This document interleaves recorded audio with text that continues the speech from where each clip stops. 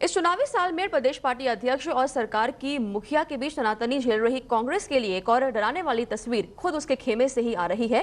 Party के एक गुपचुप तरीके से कराए गए आंतरिक सर्वे के मुताबिक पार्टी के कई दिग्गजों के लिए विधानसभा चुनावों में अपनी सीट बचा पाना इस बार बहुत मुश्किल होगा।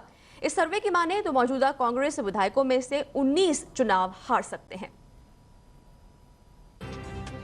दिल्ली विधानसभा चुनावों में कांग्रेस की कमजोर किलेबंदी को दुरुस्त करने के लिए राहुल गांधी के दखल के बाद प्रदेश कांग्रेस संगठन और सरकार के बीच दूरियां पाटने की कोशिश तो होने लगी है, लेकिन पार्टी का संकट आसानी से खत्म होता नहीं दिख रहा। चुनावों में टिकट बंटवारे के लिए जमीनी हालात का जायजा लेने के इरादे से कराए गए एक आंतरिक सर्वे ने पार्टी और सरकार की नींद उड़ा दी है। सूत्रों के मुताबिक कांग्रेस ने अपनी और बीजेपी की जीत का अनुमान लगाने के इरादे से दोनों पार्टियों के लिए सर्वे कराया तो पता लगा कि 15 साल से राज कर रही पार्टी का इस बार चुनावों में किला ढह सकता है। इसी आशंका के मद्देनजर पार्टी और सरकार अब तालमेल की कोशिशों में जुट गए हैं। कांग्रेस सूत्रों के मुताबिक अगर मौजूदा विधायकों को ही टिकट दिया गया तो कांग्रेस के 19 विधायक चुनाव हार सकते हैं, जबकि बीजेपी के सिर्फ 4 विधायक चुनाव हार सकते हैं।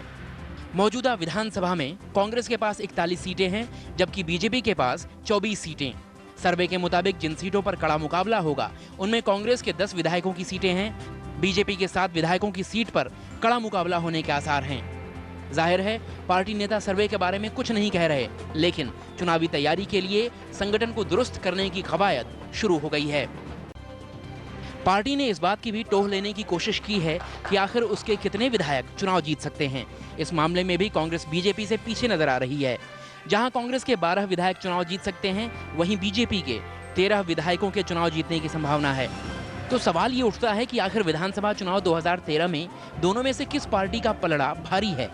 अगर हम कड़े मुकाबले वाली सीटों पर विधायकों की जीत मान लें और जहां बीजेपी की हालत खराब है वो सीट कांग्रेस को दे दें, तो कांग्रेस का आंकड़ा पहुंचता है 26, यानी उसे मौजूदा 41 सीटों में से 15 सीटों का नुकसान उठाना पड़ सकता है।